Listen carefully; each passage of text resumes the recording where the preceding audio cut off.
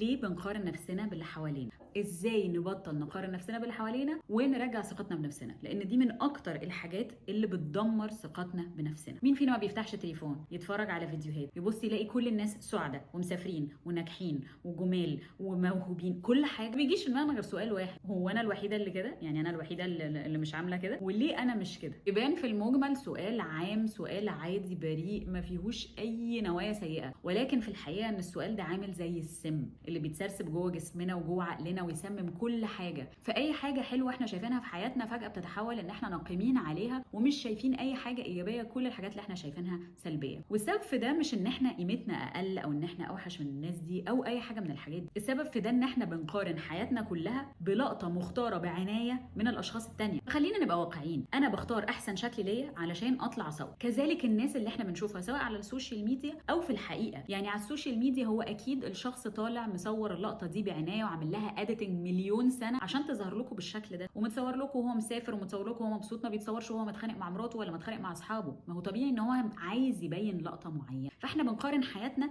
بلقطه معينه ستيج، يعني مفبركه انوي. زي بالظبط كده لما نبقى معزومين عند حد في البيت ونخش مستغرب نقول هم ازاي مش بيجروا ورا بعض بالشباشب. ما هو الطبيعي ان انا رايحه ضيفه عند حد، اكيد مش هيعملوا كده، واكيد كلهم هيبانوا ان هم مهذبين وكويسين وجمال مع بعض. ما هو ده طبيعي، ما هو انا ضيفه، هم عايزين يعني مش هينشروا غسيلهم قدامي. فبالتالي انا بقارن حياتي كلها بلقطه معينه.